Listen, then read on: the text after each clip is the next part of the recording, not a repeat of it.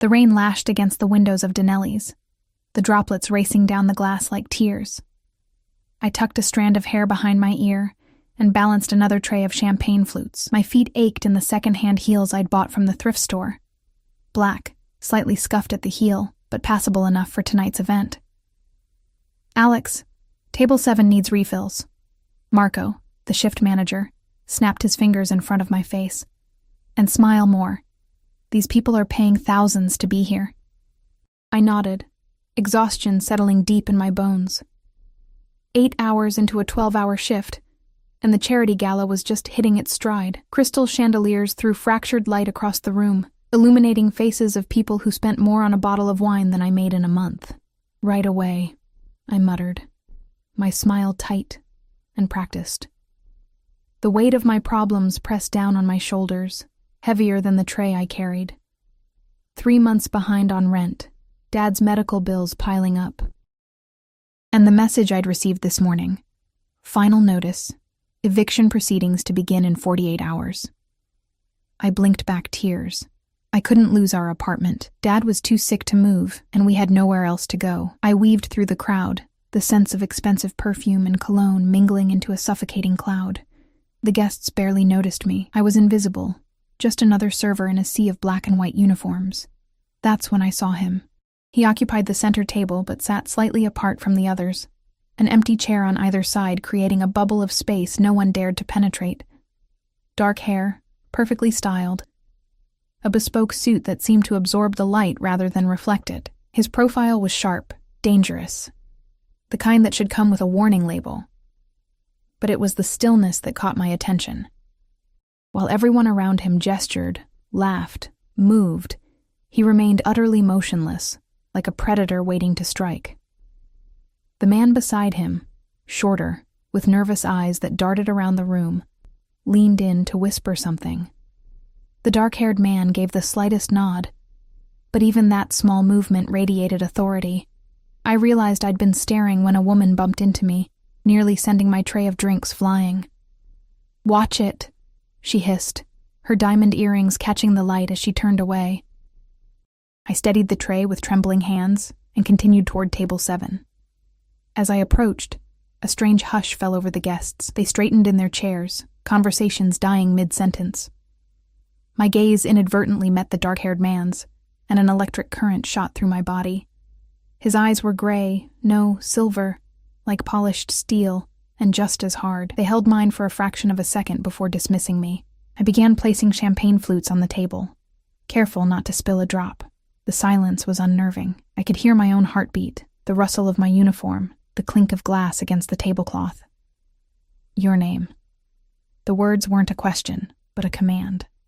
Low, with an accent I couldn't place. Italian, maybe, but with something harder underneath. I looked up, startled. The dark-haired man wasn't looking at me, but I knew he had spoken.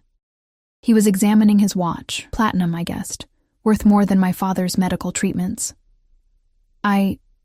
My voice caught. Alessandra Russo, but everyone calls me Alex. He didn't respond, and I felt heat rise to my cheeks. Why had I offered my nickname, as if this man would ever use it? I finished distributing the champagne and turned to leave when his voice stopped me again. "Stay." My feet froze to the floor. "Sir?" I managed, cursing the quiver in my voice. Now he looked at me, those silver eyes assessing me with such intensity that I felt stripped bare. "Replace Mr. Caruso's drink." He spilled his. I glanced at the man seated to his right, Caruso, and saw the overturned glass, champagne soaking into the white tablecloth. I hadn't even noticed it happen, of course. I quickly placed a fresh glass in front of Mr. Caruso, who mumbled a thank you without meeting my eyes. When I turned to leave again, the dark-haired man's hand shot out, his fingers wrapping around my wrist. His touch was shockingly warm. I'd expected ice. "What's your hurry, Alessandra Russo?" He said my full name like he was tasting it, rolling each syllable on his tongue. The room seemed to shrink, the air thinning. Every instinct screamed danger, but I couldn't pull away. "I have other tables," I whispered. His lips curved into something too predatory to be called a smile. Not anymore. With a subtle gesture, he summoned Marco, who appeared at his side instantly, face pale. "Mr. Castellano," Marco said, his usual bravado replaced with deference. "Is everything to your satisfaction?" Castellano. The name struck a chord of recognition. Rumors whispered among staff during breaks.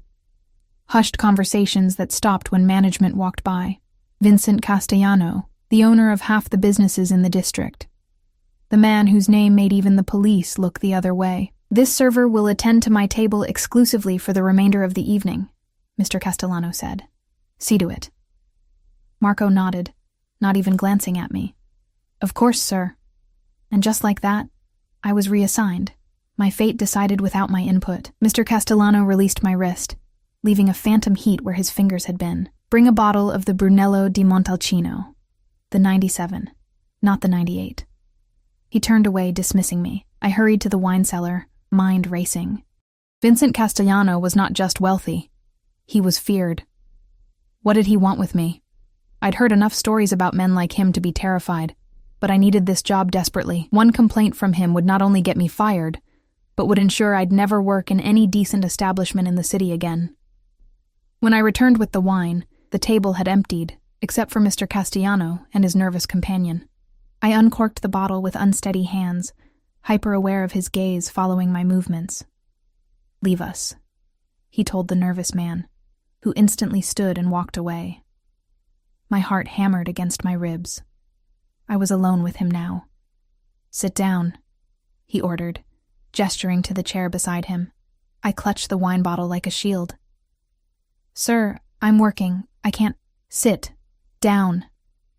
Each word cut like a blade. I sat, perching on the edge of the chair, ready to flee. The empty ballroom suddenly felt cavernous, swallowing any sound that might alert others to my predicament. "How much?" he asked. "Excuse me?" "How much do they pay you here?" I swallowed hard. "Minimum wage plus tips, sir." He made a sound of disgust. "And how much do you need?" Confusion froze me in place. "I don't understand." He leaned closer, and I caught the scent of his cologne, sandalwood, and something darker, like night air before a storm. "The eviction notice, Alessandra." "How much do you need to make it go away?" Ice flooded my veins. "How do you know about that?"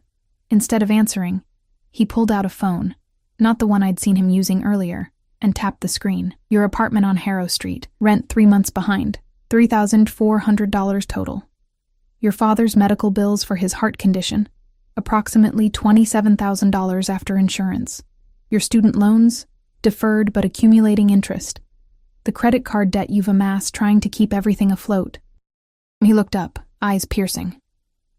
Did I miss anything? Terror clawed at my throat. "Who are you? How do you know these things?" "Information is power, Alessandra, and I make it my business to be powerful." He slid the phone back into his pocket. "Now answer my question. How much do you need?" My mind reeled. Was this some twisted game? Rich man dangling salvation in front of the desperate girl? "I don't want your charity," I said, finding a shred of dignity to cling to. His laugh was short and without humor. "I don't give charity. I make investments." A chill ran down my spine. "What kind of investment?" Before he could answer, the ballroom doors burst open. A man in a dark suit strode in, his hand reaching inside his jacket. Mr. Castellano moved with shocking speed, grabbing my arm and yanking me to the floor just as the first gunshot cracked through the air. "Stay down," he growled in my ear, his body covering mine as glass shattered above us. More shots rang out, followed by shouts and the thundering of footsteps. Mr. Castellano's weight pressed me into the carpet, his heartbeat steady against my back while mine threatened to explode. "Sir!" a deep voice called out. "Area secured." Mr. Castellano rose in one fluid motion, pulling me up with him. My legs wobbled like a newborn colt's. 3 men in suits surrounded us, guns drawn. Beyond them, I glimpsed a body on the floor, a dark stain spreading across the marble. "Get her out of here," Mr. Castellano ordered, his hand still gripping my arm. "Take her to the penthouse. No one sees her, no one speaks to her." "Wait," I gasped, panic rising. "I can't. My father," his silver eyes locked onto mine. "Your father will be taken care of, but right now, you're in danger." Why? I don't understand. That bullet wasn't meant for me, Alessandra. His voice dropped lower. It was meant for you. The world tilted sideways. That's impossible. Why would anyone? Because of who your father is. His expression hardened. Or rather, who he was before he became Michael Russo. My mind went blank. What are you talking about? My father is a high school English teacher. Mr. Castellano's eyes narrowed slightly, the only indication of surprise. You don't know, he said, realization dawning in his voice. He never told you.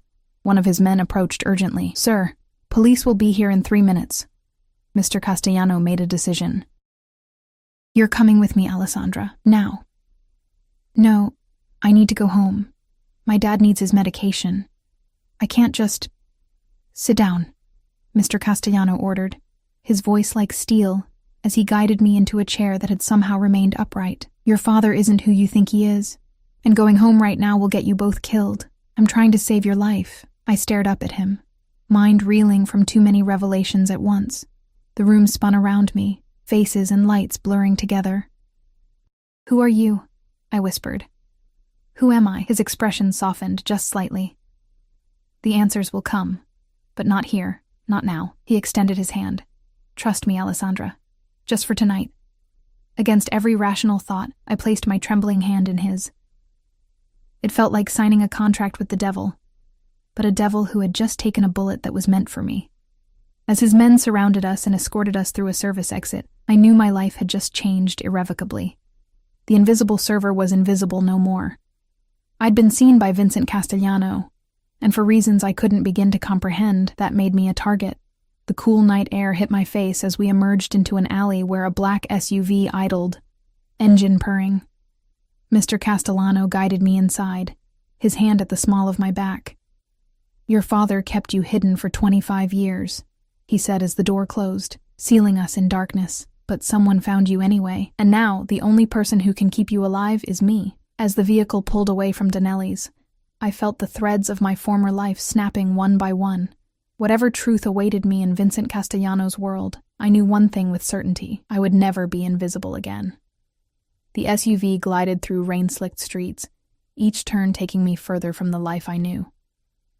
Vincent Castellano sat beside me, his profile illuminated by passing streetlights that threw shadows across the sharp angles of his face. He hadn't spoken since we left Donnelly's.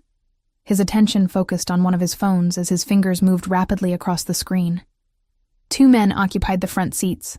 The driver, built like a mountain with hands that gripped the steering wheel with practiced ease, and another man whose eyes constantly scanned our surroundings, one hand resting inside his jacket. My father. I finally broke the silence, my voice small in the confines of the vehicle. Is he safe? Vincent looked up from his phone. He's being relocated as we speak. My men will ensure he has his medication and everything else he needs. Relocated?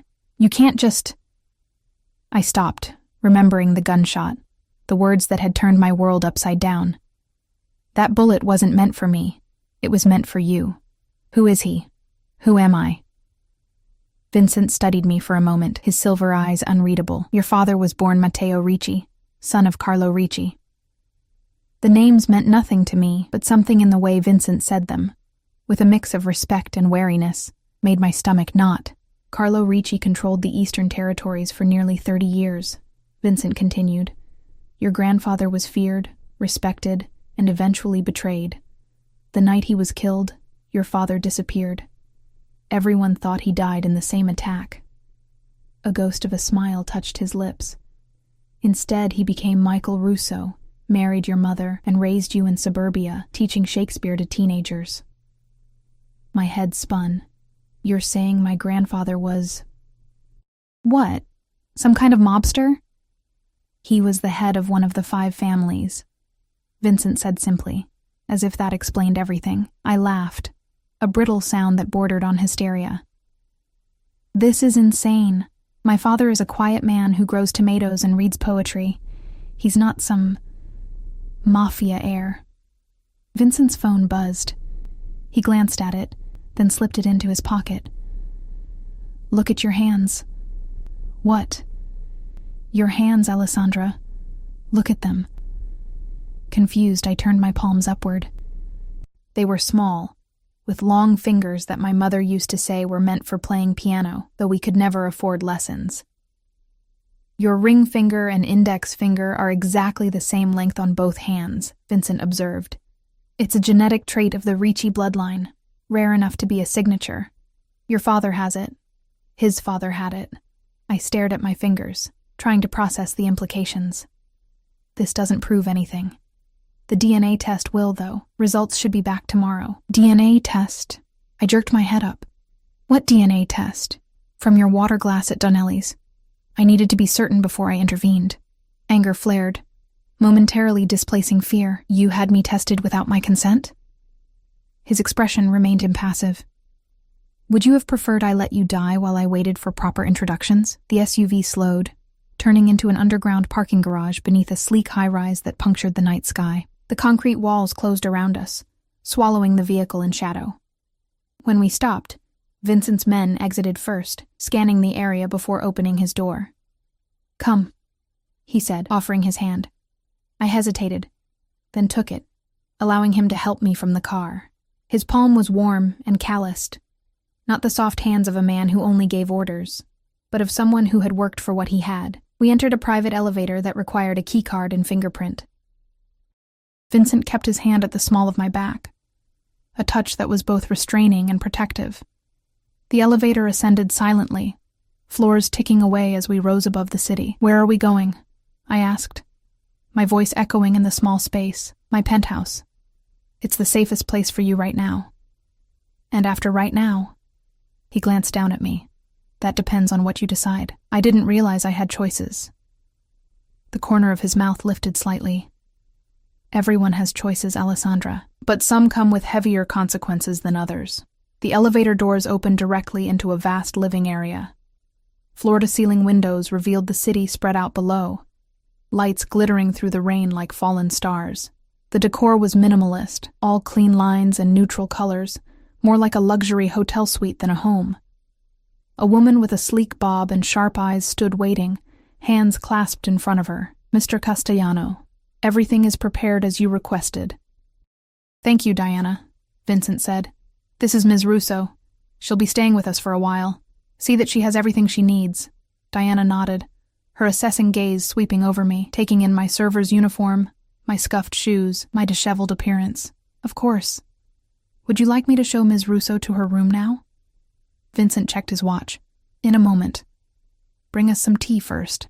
Diana disappeared, and Vincent gestured toward a seating area overlooking the city. I sank onto a leather sofa, suddenly aware of how exhausted I was. The adrenaline was wearing off, leaving me hollow. Why did you save me?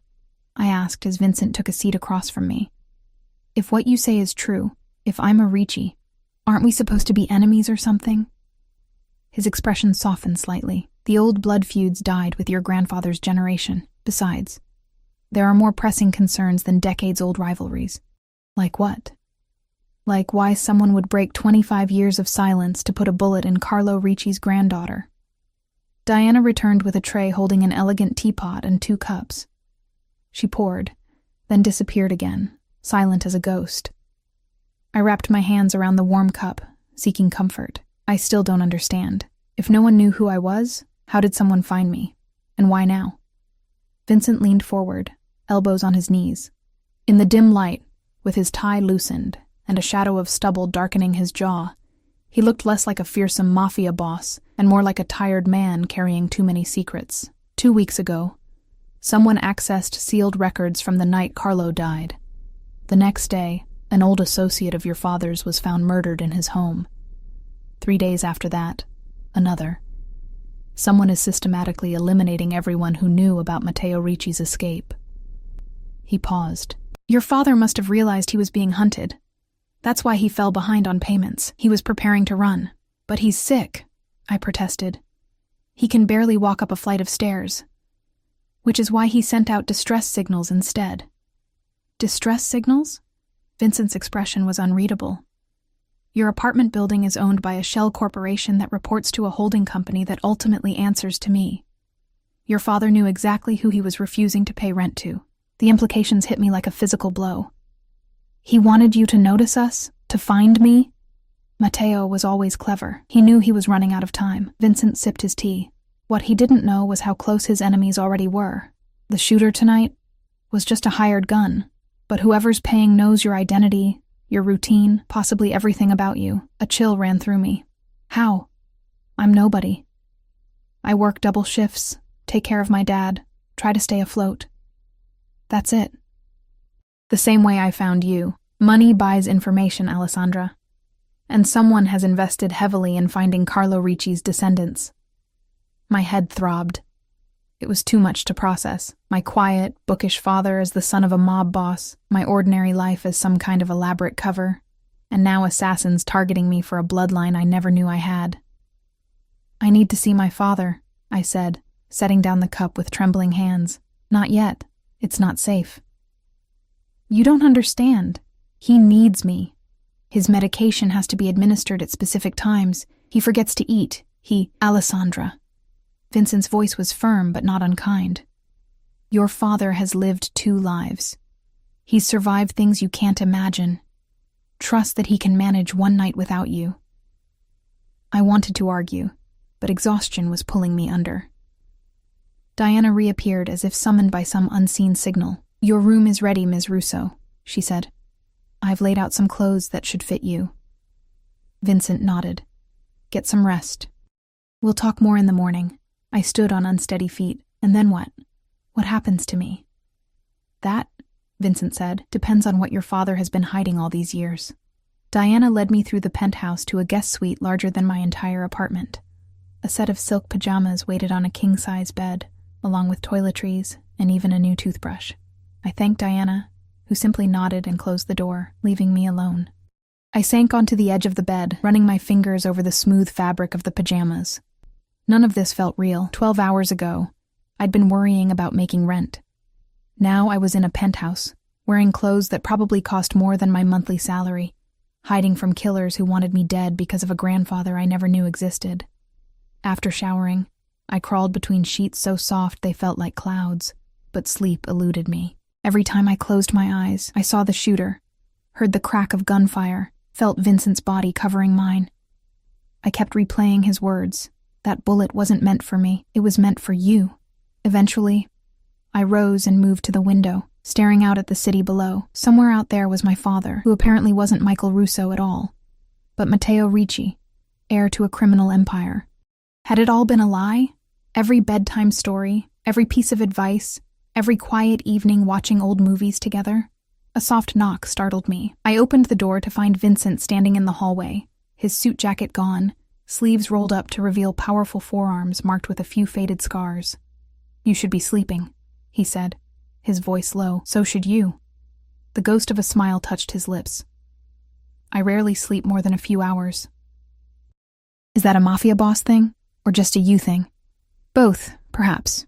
He held out a phone. Your father wants to speak with you. I took the phone with shaking hands, pressing it to my ear. Dad? Alex. His familiar voice brought tears to my eyes. Are you all right? Am I all right? I choked out a laugh. Dad, what's going on? Where are you? Somewhere safe. He sounded tired, older than his 58 years. I'm sorry, sweetheart. I never wanted you involved in this life. So it's true? Everything he told me? A heavy sigh. Yes. I was born Matteo Ricci. My father was Carlo Ricci. The confirmation hit harder than I expected. Why didn't you tell me? To protect you. If you didn't know, you couldn't accidentally reveal anything. But now someone found us anyway. Yes. The word was weighted with regret. Alex, listen to me carefully. You need to trust Vincent. I glanced at Vincent, who had moved away to give me privacy but remained within sight. Why? If he's in the same business your father was. Because he's kept his word to me for 25 years, my father interrupted. And because he's the only one who can protect you now. From what? Who's trying to kill me? I don't know yet, but Vincent will find out. Another heavy sigh. I have to go. Remember that I love you, Alex. Everything I've done, the lies, all of it, was to give you a normal life. Dad, wait. Trust Vincent, he repeated. And forgive me. The line went dead. I lowered the phone. my vision blurred with tears. Vincent approached, taking the phone from my numb fingers. "He's safe," he assured me. "My best men are with him." "He told me to trust you," I said, looking up at him. "Why would he say that? Who are you to him?" Vincent was silent for a long moment, his silver eyes unreadable. "I was 16 when your father disappeared," he finally said. "My own father had just died, leaving me vulnerable. The other families were circling. Matteo could have eliminated me then, one less rival for territory. Instead, he helped me escape, gave me enough money to start over somewhere else. But you didn't leave. No. I stayed and built my own empire." His jaw tightened. "When I was strong enough, I tracked him down to repay my debt. He asked only one thing, to keep watch over his daughter if anything ever happened to him." I stared at him, struggling to reconcile the dangerous man who commanded fear with a single glance with someone who would honor a decades-old promise. So all this, the penthouse, the protection, it's just repaying a debt? Something flickered in his eyes. It started that way. And now? Vincent stepped closer, close enough that I could feel the heat radiating from his body. "Now I find myself invested in your welfare beyond my obligation to your father." My breath caught. "Why?" His hand rose, hesitated, then gently tucked a strand of hair behind my ear. The touch was electric, sending a shiver down my spine. "Because you look at me without fear," he said softly. "Because you questioned me when everyone else obeys without thought. Because you worry about your sick father while assassins hunt you." His lips quirked. "And because you have the Ricci fire, even if you don't know it yet." Before I could respond, his phone buzzed. The moment shattered as he stepped back, checking the screen. "Try to sleep," he said, his voice returning to its usual commanding tone. "Tomorrow will be difficult." As he turned to leave, I called after him. "Vincent?" He paused, looking back. It was the first time I'd used his first name. "Thank you," I said, "for saving my life." Something softened in his expression. "Rest, Alessandra. I'll be close if you need me." After he left, I returned to bed. My mind still racing, but my heart oddly calmer. Whatever storm was coming, whatever truths awaited me about my family and my past, at least I wasn't facing them alone. I fell asleep thinking of silver eyes and gentle hands, wondering if the real danger wasn't the assassins hunting me, but the man who had sworn to protect me. Morning light filtered through the blinds, rousing me from a fitful sleep. For a disorienting moment, I didn't recognize my surroundings. The luxurious bedding, the spacious room, the panoramic view of the city. Then yesterday's events came rushing back. The shooting, Vincent's revelations, my father's confession. I sat up, rubbing my eyes. A soft knock at the door preceded Diana's entrance. She carried a tray with coffee and what smelled like freshly baked pastries. "Good morning, Miss Russo," she said, setting the tray on a small table by the window. "Mr. Castellano asked me to inform you that clean clothes are in the closet. He'll meet you in the dining room when you're ready." "Thank you," I said, self-conscious in the borrowed silk pajamas. "What time is it?" "Just after 9. She moved toward the door, then paused. "If I may, Mr. Castellano rarely brings guests here, especially not under protection. You must be very important." Before I could respond, she slipped out, leaving me to wonder what exactly she meant by important. The closet revealed an array of clothing in exactly my size. Jeans, blouses, even underwear with tags still attached. I tried not to think about how Vincent knew my measurements as I selected a simple outfit. Dark jeans and a soft gray sweater that probably cost more than a week's salary. After dressing, I followed the scent of coffee through the penthouse. Vincent sat at a glass dining table, documents spread before him, 2 phones within reach. He wore a charcoal suit that fit him perfectly, his dark hair slicked back, every inch the powerful businessman, or crime boss. It was still difficult to reconcile the 2 images. He looked up as I entered, his silver eyes taking in my appearance with a brief sweep that somehow felt more intimate than a lingering stare. "Did you sleep?" he asked, gathering the documents into a neat stack. "Some," I admitted, taking the seat across from him. "You?" Enough. He pushed a plate of pastries toward me. Eat, we have a busy day. I selected a croissant, realizing I was famished. What happens now? Now we determine who's trying to kill you and why. Vincent poured coffee into a delicate cup and slid it toward me. The DNA results confirmed what I already knew. You are Carlo Ricci's granddaughter. I took a sip of the coffee, rich and smooth, unlike the bitter brew I made at home. Does that make me valuable or dangerous? Both, he said simply. The Ricci bloodline still commands respect in certain circles. Others would consider it a threat to be eliminated. But my father left that world behind decades ago. Why come after us now? Vincent's expression darkened. That's what we need to discover. Someone has gone to great lengths to find you, which suggests they believe your father took something when he disappeared. Something worth killing for after all these years. Like what? Money? Information? Perhaps? Vincent's phone buzzed. He glanced at it, then stood. Your father is here. My heart leapt. Dad? Here? In the secure room downstairs. I'll take you to him. We rode the elevator down several floors in silence. Vincent's presence filled the small space. His cologne, that same sandalwood and storm, making my head swim slightly. When the doors opened, 2 armed guards nodded respectfully as we passed. Vincent led me to a room that resembled a small apartment, with security monitors on one wall. And there, sitting in an armchair looking frailer than I remembered, was my father. Dad! I rushed to him, falling to my knees beside his chair. Up close, the toll of his illness was even more apparent. The pallor of his skin, the hollows beneath his cheekbones, the slight tremor in his hands as they clasped mine. Alex, he murmured, his eyes filling with tears. I'm so sorry. I squeezed his hands. Why didn't you tell me? All these years. He glanced past me to where Vincent stood by the door. Could we have a moment? Vincent hesitated, then nodded. 5 minutes. Then we need to talk. All of us. He stepped outside, closing the door behind him. My father sagged in his chair. This isn't how I wanted you to find out, he said, his voice thin with exhaustion. I thought I'd buried that life so deeply it would never touch you. What happened? Why did you leave it all behind? He closed his eyes briefly. The night my father was killed, I wasn't supposed to be at the compound. I'd defied him, gone to meet a girl. A sad smile touched his lips. When I returned, everyone was dead. My father, my uncles, cousins, even the staff. A bloodbath. I squeezed his hands tighter, horrified. I knew whoever did it would come for me next, he continued. So I ran, changed my name, my appearance, moved across the country.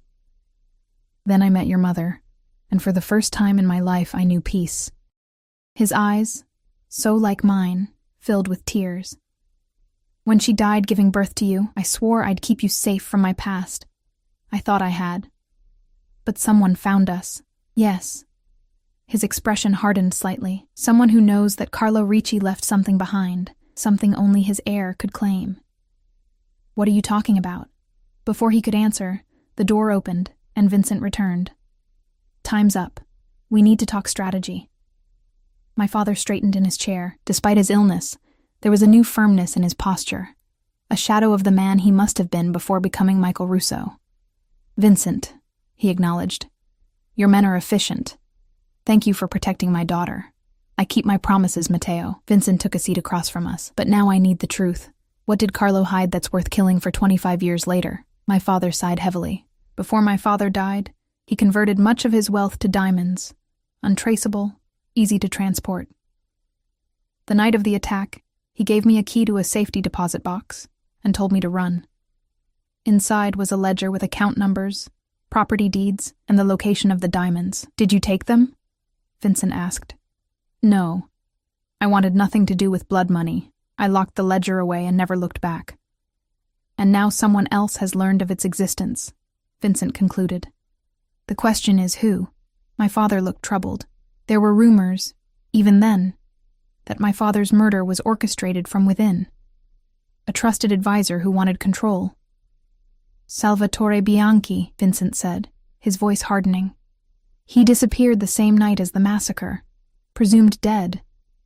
But if he survived, he'd be an old man now, my father pointed out.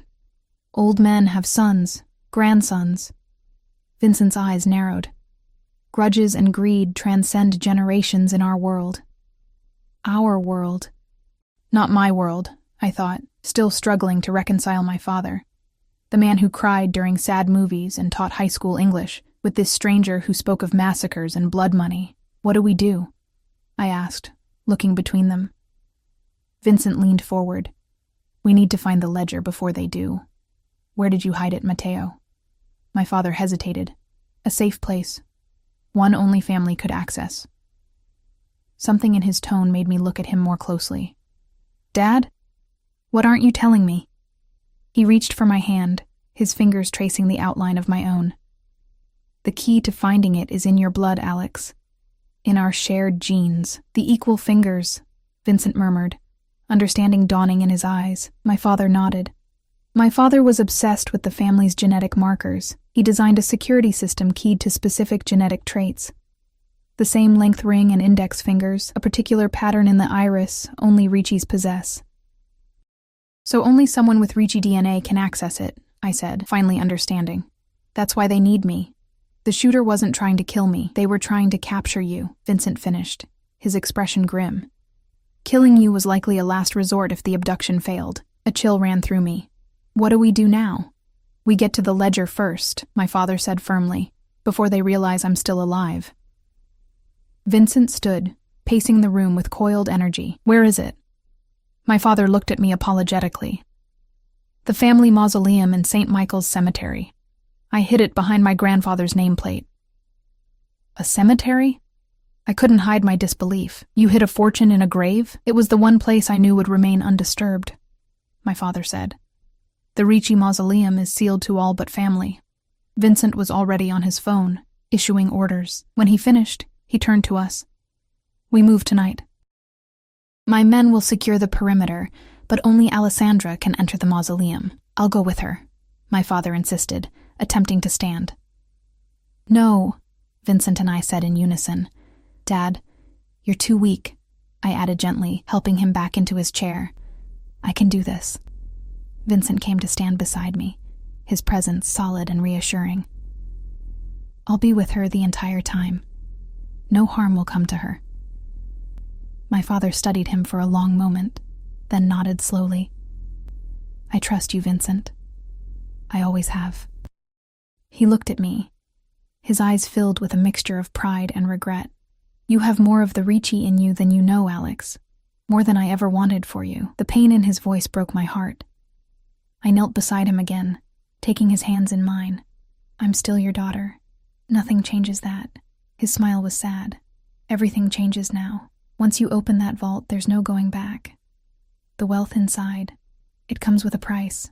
I don't want it, I said firmly. We'll get the ledger, stop whoever's hunting us, and then go back to our lives. My father exchanged a look with Vincent that I couldn't interpret. It's not that simple, he said gently. The Ricci name, the heritage, it's in your blood now, acknowledged. Once certain people know you exist, they'll never stop coming. Then what am I supposed to do? It was Vincent who answered. Accept protection. Permanently. I turned to him, startled. What does that mean? His silver eyes were intense, holding mine. It means you live under my guard, in my world, under my name. You're talking about making her your wife, my father said flatly. The word hung in the air between us. Wife. I stared at Vincent, speechless. It's the most efficient solution, Vincent replied, his tone businesslike but his eyes never leaving mine. My protection extends to anyone bearing my name. No one would dare touch her. And what about what I want? I found my voice at last. Don't I get a say in my own future? Vincent's expression softened slightly. Of course, but understand this. There are limited options that ensure your survival. My father sighed heavily. He's right, Alex. In this world, you're either family or you're not. Vincent's offer. It's more generous than you realize. I felt trapped between two worlds. The safe, ordinary life I'd known, and this dangerous new reality where my very blood made me a target. And at the center of it all was Vincent Castellano, the man who had saved my life and now offered me his name as shield. "I need time," I said finally. "Let's get through tonight first." Vincent nodded once. "Fair enough." As we prepared for the cemetery mission, I couldn't help but wonder if I was walking toward my salvation or my doom. Either way, after tonight, nothing would ever be the same again. Dusk settled over the city as we prepared to leave for St. Michael's Cemetery. Vincent had outfitted me in dark clothing, practical black pants, a fitted sweater, and leather boots with good traction. I felt like I was dressing for a heist rather than a visit to my ancestors' graves. "Take this," Vincent said, pressing something into my palm, a small silver pendant on a delicate chain, a stylized lion with ruby eyes. "It's the Castellano crest. If we're separated, it identifies you as under my protection." I slipped it over my head, the metal warm against my skin. "Will it actually help?" In my world, symbols matter. His fingers lingered briefly at my neck, adjusting the chain. "My name carries weight. Use it if necessary." We rode down in the private elevator, tension building with each descending floor. In the parking garage, 4 SUVs with tinted windows waited, engines running. "Decoys," Vincent explained as we approached the vehicles. "Standard procedure." I nodded, trying to appear unfazed by these cloak-and-dagger measures that were apparently standard in his life. We entered the third vehicle, Vincent's hand steady at the small of my back. Inside, 2 armed men nodded respectfully. "Status?" Vincent asked as we pulled away, the other SUVs dispersing in different directions. "Perimeter secure, sir," the man in the passenger seat reported. "Team 1 is already on site sweeping the cemetery. No unusual activity detected." Vincent's phone buzzed. He read the message, his jaw tightening. "The Bianchi compound has been active tonight. Multiple vehicles departing in the last hour." "They know," I whispered, a chill running through me. "Perhaps." Vincent's eyes were hard, calculating. "Or they're responding to another matter. Either way, we move quickly." The journey to the cemetery took nearly an hour, navigating through the city and then into the quieter outskirts. Vincent remained silent beside me, occasionally checking his phone or speaking quietly into a small communication device in his ear. I stared out the window, watching as streetlights gave way to darker roads, trees casting long shadows in the moonlight. We finally stopped about a block from the cemetery entrance. Vincent turned to me, his expression grave. "The mausoleum is near the center, correct?" I nodded. "According to my father's directions, we'll approach on foot. Stay close to me." He checked a sleek handgun before tucking it inside his jacket. "If anything happens, you run. My men will find you." The night air was crisp, carrying the scent of autumn leaves and distant rain. Vincent led me along a path that skirted the main entrance, heading toward a less conspicuous side gate where a shadow detached itself from the wall, one of his men, who unlocked the gate for us with a quick nod. St. Michael's Cemetery stretched before us, a city of stone and marble beneath a canopy of ancient trees. Moonlight filtered through bare branches, casting ghostly patterns across the graves. In daylight, it might have been peaceful. At night, every shadow seemed to harbor threats. Vincent's hand found the small of my back, guiding me forward. We moved silently between headstones and monuments, our breathing forming small clouds in the cold air. I tried to focus on my father's directions, scanning for landmarks. "There," I whispered, pointing to a hill crowned with larger mausoleums. "The Ricci tomb should be on the eastern slope beneath an oak tree." Vincent murmured something into his communication device, and I glimpsed movement in the distance, his men taking positions around the area. We climbed the gentle slope, my heart pounding harder with each step. What if my father was wrong? What if the ledger wasn't there? Or worse, what if someone had already found it? The Ricci mausoleum rose before us, a grand structure of pale marble that gleamed in the moonlight. Classical columns supported a pediment adorned with carved angels and a single word, Ricci. "My father said there's a specific sequence to open the outer door," I said, studying the elaborate bronze doors. "Based on Fibonacci numbers, using the dates of birth carved on the nameplates inside." Vincent examined the doors. No lock. "That's the point. The sequence activates a hidden mechanism. I ran my fingers along the ornate carvings, finding a series of small, almost imperceptible buttons worked into the design. My father said his grandfather was paranoid about grave robbers. He designed this himself. Following my father's instructions, I pressed the buttons in sequence, each corresponding to a number in the Fibonacci series. On the final press, a soft click echoed in the quiet night, and the heavy doors swung inward. The air that greeted us was cool and stale, untouched for decades. Vincent produced a small flashlight, illuminating a chamber lined with marble niches, each bearing a nameplate and dates of birth and death. Generations of Ricci's, their remains resting in this opulent tomb, while their descendants fought and died for power. My great-grandfather should be on the far wall, I said, my voice hushed in the sacred space. We moved deeper into the mausoleum, our footsteps echoing softly. The beam of Vincent's flashlight danced across gilded nameplates, revealing Italian inscriptions and faded photographs of stern-faced men and solemn women. Antonio Ricci, I read, stopping before a large plaque bearing the image of an imposing man with a thick mustache. 1878-1962. Vincent examined the nameplate. How do we access behind it? My father said there's another sequence. I studied the dates, calculating quickly. The month and day of his birth and death multiplied together. I pressed specific points around the nameplate, hearing a soft click with each touch. On the final press, the entire section of wall shifted slightly.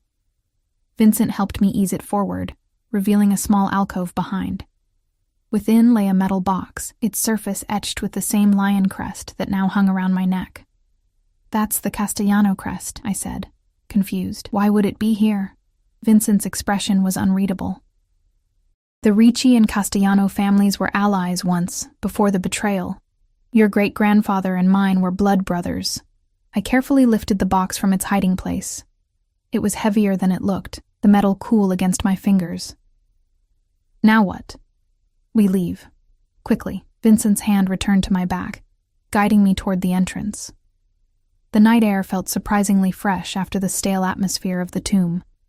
We sealed the mausoleum doors and began our descent back toward the cemetery entrance, the box tucked securely under my arm. We had almost reached the gate when Vincent suddenly stiffened, his arm shooting out to stop me. Down, he commanded, pushing me behind a large headstone. Seconds later, I heard it, the soft crunch of footsteps on gravel, approaching from the main entrance. Vincent drew his gun, his body positioned to shield mine. How many? I whispered. At least 4. He murmured. They must have followed one of the decoys. He pressed his communication device. East quadrant. 4 hostiles. Converge quietly. More footsteps now, spreading out among the graves, searching. My grip tightened on the metal box as I pressed myself against the cold stone. Vincent's eyes met mine in the darkness. When I move, run for the gate. Don't stop. Don't look back. I nodded, heart thundering in my chest. A beam of light swept across the ground near our hiding place. Vincent tensed, ready to spring. I clutched the pendant at my throat, its edges biting into my palm. The light passed, continuing its arc across the cemetery. Vincent waited 1 breath, 2, then whispered, "Now." We moved silently at first, keeping low among the headstones. Then a shout cut through the night, followed by the crack of gunfire. Vincent pushed me forward. "Run!" I ran, the box clutched to my chest, boots slipping on wet grass. Behind me came more shouts, more gunfire, and the heavy sound of pursuit. The gate loomed ahead, tantalizingly close. 20 yards, 15, 10. Something whistled past my ear. A bullet, I realized with horror. I didn't slow down. 5 yards from the gate, pain exploded in my shoulder, spinning me around. I stumbled, nearly dropping the box, but somehow kept my feet. Another shot cracked through the night, and one of my pursuers cried out, falling. Strong arms encircled me, pulling me through the gate. Vincent. He half carried, half dragged me to the waiting SUV, shoving me inside before leaping in after me. "Go!" he barked, and the vehicle lurched forward, tires squealing on pavement. "You're hit," Vincent said, his voice tight as he examined my shoulder. "Just grazed," I gasped, though the burning pain suggested otherwise. Vincent tore open my sweater to reveal a deep furrow along my upper arm, blood flowing freely. He pressed a cloth against it, his face dark with fury. "Apply pressure. We'll have a doctor waiting at the penthouse." I nodded, gritting my teeth against the pain. The metal box sat between us, secured by Vincent's free hand. "Did you see who they were?" I asked as the SUV sped through the night, 2 more identical vehicles appearing to flank us. "Bianchi's men," Vincent confirmed grimly. "The old alliance is apparently still operational." "Did we lose anyone?" Something flickered in Vincent's eyes, surprise perhaps that my first concern was for his men. "No. 2 wounded, but they'll live." I leaned back, suddenly exhausted. The adrenaline was fading, leaving room for the pain to assert itself. What now? Now we open the box and end this. Vincent's hand found mine, squeezing gently. "You did well tonight, Alessandra. Your father would be proud." Back at the penthouse, a doctor was indeed waiting. He cleaned and stitched my wound with efficient precision, administered painkillers, and departed with a respectful nod to Vincent, who had not left my side during the procedure. "You need rest," Vincent said as the doctor left. I shook my head, eyeing the metal box that now sat on the coffee table. "Not until we know what was worth killing for." Vincent studied me for a moment, then nodded. "Very well." My father waited for us in the living room, his face pale with concern. "Alex, they told me you were shot."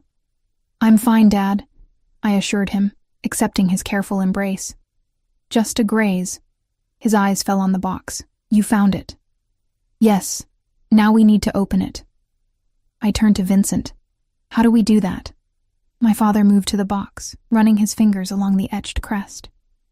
"Your mother's wedding band," he said softly. "I had it modified after she died. The center stone. It's the key."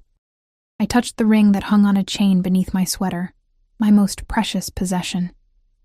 Carefully, I unclasped it and handed it to him. He removed the small diamond from its setting and inserted it into a nearly invisible hole in the lion's eye on the box. With a soft click, the lid released. Inside lay a leather-bound ledger, yellowed with age, and beneath it a velvet pouch. My father opened the ledger first, its pages filled with neat columns of numbers, addresses, and names. "The Ricci Empire," he murmured. "Properties, accounts, contacts, everything Carlo built over his lifetime." Vincent examined a page over my father's shoulder. Most of these accounts would be long frozen, but the properties... His finger traced a list of addresses. Many of these would still be valid, worth millions, perhaps billions in today's market.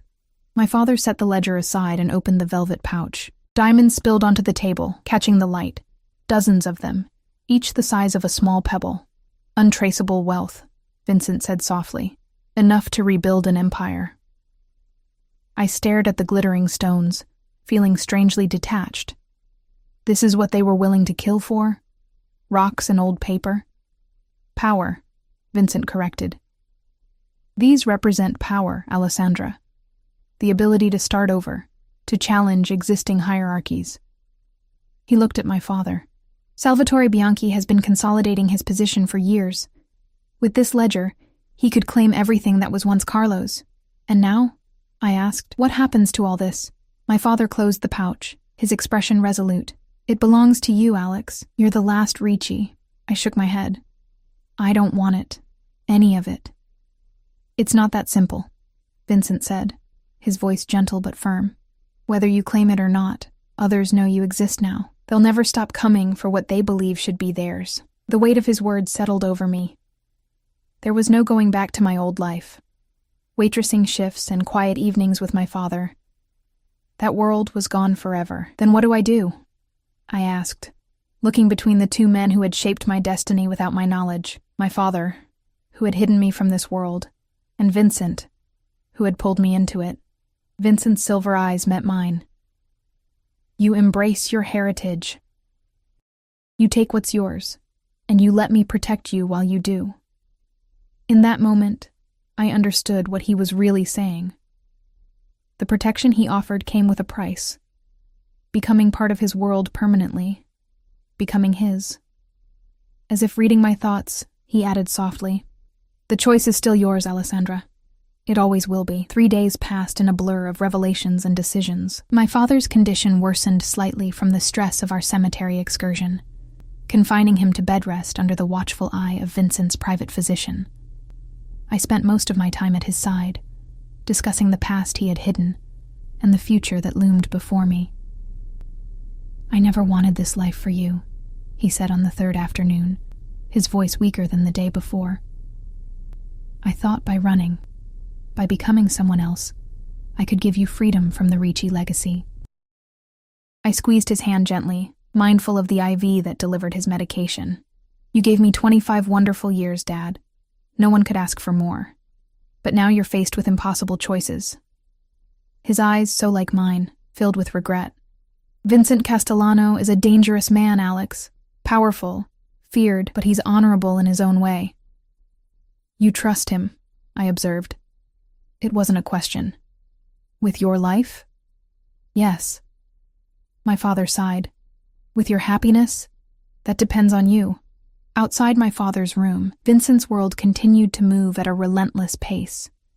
Teams of lawyers reviewed the property deeds from the ledger, confirming which were still valid. Security remained tight around the penthouse, with guards rotating shifts and surveillance monitoring every approach. And at the center of it all, Vincent himself orchestrated a complex game of power and protection, his silver eyes always watching, always calculating.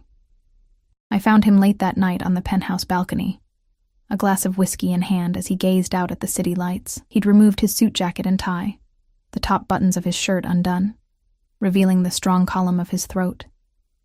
It was the most unguarded I'd seen him. "Your father?" he asked without turning. "Sleeping, finally," I said, moving to stand beside him at the railing. The night air was cool, carrying the scent of approaching rain. "The doctor says he needs to be in a hospital. Too exposed." Vincent took a sip of his whiskey. "I've arranged for a specialist to come tomorrow, the best in the country." I nodded, grateful yet again for his resources. "Any news about the Bianchis?" "They've gone quiet. Regrouping, most likely." His jaw tightened. "Salvatore's grandson, Marco, has taken over operations. He's young, ambitious, dangerous. You know him?" A ghost of a smile touched Vincent's lips. "We attended the same boarding school, ironically. Even then, he had a reputation for cruelty." I processed this, trying to imagine Vincent as a schoolboy. It seemed impossible to reconcile the powerful man beside me with a child in a uniform. "The lawyers have verified ownership of 7 properties so far," Vincent continued. 2 in this city, others in Miami, Chicago, and overseas. All still in the Ricci name, all valuable. "I don't care about property or money," I said, wrapping my arms around myself against the chill. Vincent set down his glass and removed his suit jacket, draping it over my shoulders. The weight of it enveloped me, along with his warmth and scent. "Whether you care or not, these assets make you a target," he said, his voice low. "Marco Bianchi believes they belong to him through his grandfather's claim. He won't stop until he has them, or until you're dead." I turned to face him fully. "Then we give them to him. The properties, the diamonds, all of it. I just want my life back." Vincent's expression softened, something like tenderness flickering in his eyes. "Alessandra, don't you understand? There is no going back. Even if you surrendered everything, the Bianchi family would still eliminate you to prevent any future claims. In our world, loose ends don't survive. Your world," I corrected. "Not mine. It became your world the moment that bullet was meant for you." His hand rose to my face, fingertips tracing my cheek with surprising gentleness. "You have your grandfather's eyes, his determination. The Ricci blood runs strong in you, whether you acknowledge it or not." I leaned into his touch despite myself. "So what do I do? Hide forever? Live in fear?" "No." His voice was firm. "You take what's yours. You build something stronger than what they can destroy. And you align yourself with power that even the Bianchis won't challenge. You," I whispered. Vincent nodded, his thumb brushing my lower lip. "Me." The proposal that had hung unspoken between us for days suddenly crystallized into reality. "You're asking me to marry you?" "Yes." No romantic declarations, no flowery words, Just that single, decisive syllable. My name, my resources, my protection. All yours. And what do you get from this arrangement? His silver eyes darkened. The Ricci assets would double my territory. Together, our families would control the eastern seaboard. No one would dare challenge us. A business merger, then. I stepped back, his jacket sliding from my shoulders. How romantic. Vincent caught the jacket before it fell, his other hand grasping my wrist. Don't mistake pragmatism for lack of desire, Alessandra. His voice dropped lower, rougher. I've wanted you since I first saw you at Donnelly's. The business advantages are secondary. Heat rushed to my face. You barely know me. I know enough. His grip on my wrist loosened, becoming a caress. I know you work double shifts to care for your father. I know you wear secondhand shoes but give your tips to the busboy who's saving for college. I know you read poetry to your father when his eyes are too weak to see the pages. I stared at him, startled by how much he'd observed. You've been watching me. For months, he admitted without shame. Ever since your father stopped paying rent. His signal that trouble was coming. The realization that Vincent had been present in my life long before I knew him was both unnerving and strangely comforting. So when you came to Donnelly's that night, I was there to meet you, to see for myself if Matteo Ricci's daughter was worth protecting. A smile touched his lips. You exceeded every expectation. Before I could respond, the balcony door opened and Diana appeared. Mr. Castellano, urgent call from Sector 4. Vincent's expression immediately closed, returning to the impassive mask of the Mafia boss. Excuse me, he said, taking his jacket and following Diana inside. I remained on the balcony, my thoughts in turmoil. Marriage to Vincent Castellano, a man I barely knew, yet who had saved my life, protected my father, and now offered me a future I had never imagined. Was it a devil's bargain, or my only salvation? The next morning, my father's condition had stabilized enough for a serious conversation. I sat beside his bed, the weight of decisions pressing down on me. Vincent asked me to marry him, I said quietly. My father nodded, unsurprised. And your answer? I haven't given one yet. I twisted my mother's ring around my finger. Dad, I don't know what to do. He's offering protection, security, everything we need right now. But not love, my father observed. I looked away. He says he wants me. That might be enough to start with. My father reached for my hand. When I met your mother, it was during my darkest time. I was running, hiding, constantly looking over my shoulder. She became my anchor, my reason for becoming Michael Russo instead of remaining Matteo Ricci. His eyes grew distant with memory. I didn't know it was love at first, only that I needed her. The love came later, growing day by day until it consumed me entirely. Are you saying I should accept him? I'm saying that in our world, yes. Ours, Alex. Whether you like it or not, marriages have been built on less. Security, advantage, protection. He squeezed my hand. Vincent Castellano is not the man I would have chosen for you in another life, but he's the man who can keep you alive in this one. And I believe, given time, there could be more between you. Before I could respond, a commotion outside drew my attention. Raised voices, hurried footsteps. My father tensed, eyes darting to the door. Stay here, I said, rising to investigate. In the hallway, Vincent's men moved with purpose, weapons visible. Diana hurried past with a phone pressed to her ear. What's happening? I asked, grabbing her arm. She hesitated, then said, Bianchi's men have been spotted in the building. Lower floors for now, but they're working their way up. Cold fear washed over me. How? This place is supposed to be secure. Someone on the inside, she said grimly. Security has been compromised, as if summoned by our conversation. Vincent appeared, his expression thunderous. Get your father ready to move, he ordered. We're evacuating to the safe house. Vincent, what's... Now, Alessandra. His voice brooked no argument. We have minutes, not hours. I rushed back to my father's room, quickly explaining the situation as I helped him dress. He moved slowly, pain evident in every gesture despite his attempts to hide it. I'll only slow you down, he said as I helped him to his feet. We're not leaving you, I said firmly, supporting his weight. When we emerged, Vincent was waiting with 2 of his men. The service elevator is secure. We take it down to the garage, then split into separate vehicles. His eyes met mine. You and your father go with Paolo. I'll create a diversion. No, I said immediately. We stay together. Something flashed in Vincent's eyes. Surprise, perhaps, or respect. It's safer if we separate. I don't care. I'm not leaving you behind. Vincent assessed me for a long moment, then nodded. Together then. But we move now. The journey to the service elevator was tense, every shadow a potential threat. My father leaned heavily on my arm, his breathing labored from even this small exertion. When we reached the elevator, Vincent punched a code into a hidden panel, bypassing the usual controls. The garage has been secured, one of his men reported through a communication device. Clear path to the vehicles. The elevator began its descent, the digital numbers ticking down floor by floor. 30, 25, 20. My heart raced with each passing floor, expecting the elevator to halt at any moment, doors opening to reveal armed enemies. At floor 10, the elevator jolted to a stop. Vincent immediately pushed my father and me behind him, gun drawn. Override failed, he said tersely. They've taken control of the building systems. One of his men pried open a panel in the ceiling, revealing an emergency hatch. Sir, we can climb to the next floor. Access the stairwell. Vincent nodded. Take them up. I'll hold here. No, I said again, more forcefully this time. We stay together. You said it yourself.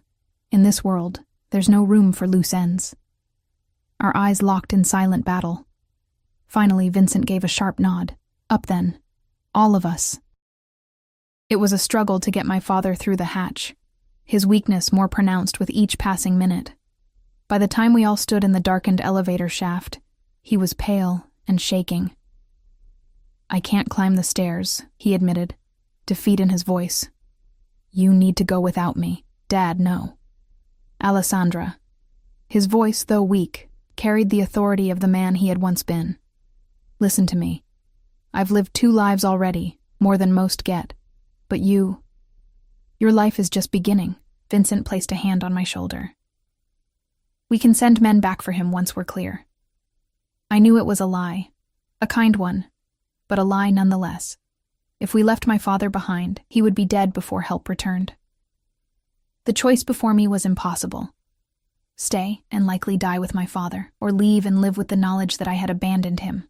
My father saw the conflict in my eyes and made the choice for me. Vincent, he said, voice suddenly stronger. You swore to protect my daughter. Now prove it. Take her away from here, no matter what she says. Vincent's face was grim as he nodded. You have my word, Matteo. Before I could protest, my father pulled me into a fierce embrace. I love you, Alex. I always have. Everything I've done was to protect me, I finished, tears streaming down my face. I know, Dad. I love you too. He pressed something into my palm, the velvet pouch of diamonds. Your inheritance. Use it wisely. Then he pushed me toward Vincent. Go. Now. Vincent's arm wrapped around my waist, practically lifting me as I fought to stay. We have to move, he said in my ear. Don't let his sacrifice be for nothing. The last image I had of my father was of him standing straight and proud in the elevator shaft, no longer the frail man I had known, but Matteo Ricci once more, facing his destiny with courage. We climbed to the next floor and forced open the elevator doors, emerging into an empty hallway. Vincent led us through a series of service corridors, avoiding the main hallways where Bianchi's men would be searching. My mind was numb, moving on autopilot as we descended through the building. When gunfire erupted behind us, I barely registered it. Vincent pushed me into an alcove, shielding me with his body as his men returned fire. Stay with me, Alessandra, he said fiercely, his face inches from mine. I need you focused. Your father needs you to survive this. His words penetrated my fog of grief. I nodded, straightening. What do we do? We're 2 floors from the garage. We make a run for it when I give the signal. His silver eyes held mine. And when we're clear, I need your answer. My answer? to my proposal. Even in the midst of chaos, his intensity was unwavering. If you're mine, I can bring the full force of my organization against Bianchi. If not, he left the alternative unspoken. In that moment, with bullets flying and my father sacrificing himself for my escape, the decision crystallized with perfect clarity. The old Alex, the invisible server with second-hand shoes, was already gone. What remained was blood of the Ricci line, heir to an empire built on power and fear. I reached up, touching Vincent's face. "Yes," I said, "I'll marry you." Something fierce and possessive flashed in his eyes. Without warning, he kissed me, hard, demanding, claiming. Heat surged through me, banishing grief and fear, replacing them with a strange new power. When he pulled back, his expression was transformed, no longer merely protective, now triumphant. "Now let's kill these bastards and avenge your father," he said. "He's not dead yet," I reminded him, a steel I didn't recognize entering my voice. Vincent's smile was predatory. "And neither are we." The firefight that followed was a blur of noise and movement. Vincent's men created a corridor for us, and we ran. Through service hallways, down emergency stairs, finally emerging in the garage where more of Vincent's people waited with vehicles running. As we sped away from the penthouse, explosions rocked the building behind us, Vincent's parting gift to Bianchi's men. I watched through the rear window as flames licked up the side of the tower, knowing my father was still inside but understanding his choice with a clarity that came from my newly awakened Ricci blood. "We'll return for him," Vincent promised, his hand finding mine in the darkness of the car. "Dead or alive, we'll bring him home," I nodded, feeling a transformation completing within me. Alessandra Russo was fading, and someone new was taking her place. Someone with my face and voice, but with an ancient legacy coursing through her veins. "Where to now?" I asked. Vincent's fingers tightened around mine. "To war, Alessandra. First we secure you as my wife, then we destroy the Bianchis completely." As the city blurred past our windows and dawn broke on the horizon, I realized I was no longer afraid. The bullet meant for me that first night at Donnelly's had missed its mark, but it had still killed someone, the innocent, invisible girl I had been. In her place sat the future Mrs. Castellano, last of the Ricci line, about to take her place beside the most dangerous man in the city. Vincent had saved my life that night at Donnelly's, just as he'd promised. But in doing so, he had bound me to a destiny I never could have imagined, one where danger and power walked hand in hand, and love and fear were opposite sides of the same deadly coin. I wasn't running from my heritage anymore. I was embracing it, and heaven help anyone who stood in my way.